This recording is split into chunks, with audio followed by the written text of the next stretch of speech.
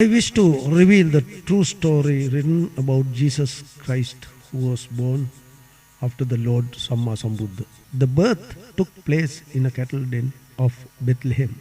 At the place of birth, his parents, Joseph and Mary, were not provided with accommodation. This would have happened not because of anything else, but because this noble person's scheduled place of birth would have been a cattle den. This incident occurred purely according to the wish of the supreme God, we believe. When the baby Jesus was born, the scent emanating from the cattle got absorbed to his divine body. He derived the warmth from the cows. There are many Christians who do not know this fact. Christian friends, the noble birth took place in a cattle den, and the cattle were the closest relations to him at that time.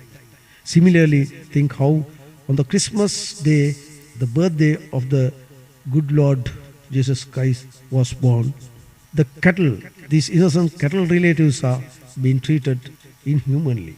The very day of the Lord Jesus Christ was born. Is that the gratefulness? We humbly ask you all.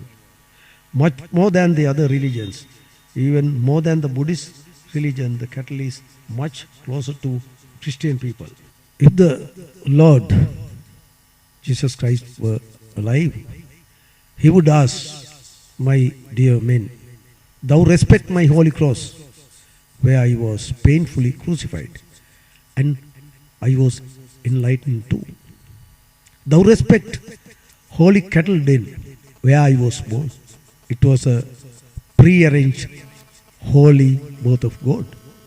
Now I ask humbly, why don't you respect the poor, innocent creatures, cattle I call holy cattle, who innocently provided warmth and shelter to my holy birth, even without an appeal from my humble parents? I am worried of my cattle relatives who are being tormented constantly by the Christians, especially to commemorate my birthday. Dear Christian friends, when you all showing gratitude towards your Lord Jesus Christ, do you think the cattle are not suitable, and are they excluded from great gratefulness? Please inquire how the Last Supper was organized and how it was performed.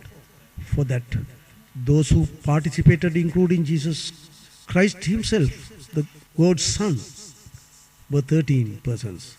For this Last Supper, what was served were the pastry or roti made out of wheat flour, and the juice brewed from grapes, fruit juice. The pastry was given as flesh to be eaten and juice to be taken as the Lord's blood. Hitherto no one has analyzed as to why it was stated in that manner. Both wheat and grapes grow on the earth. They come out of earth, the taste of the earth. The great man implied to eat grains sprouting from the earth and comparing his blood to grape juice coming out of the earth. What we feel is that it was uttered by himself, and also that was at the Last Supper. He knew that he would get captured on the following day and would face crucifixion. This was monitored to him by his divine eye, through his divine eye. As stated above, the religious founders do not utter anything direct. The practices of Samma Sambuddha, Jesus Christ and Muhammad Nabi, are very much similar. Dear Christian friends, in a country where all the 3 meals are served with meat every day, why is it for the Last Supper a total vegetarian meal was served? This is the 21st century. This is the century in which non-traditional realities are surfaced, which should be clearly understood. That means prudent, very much prudent people are born in this 21st century.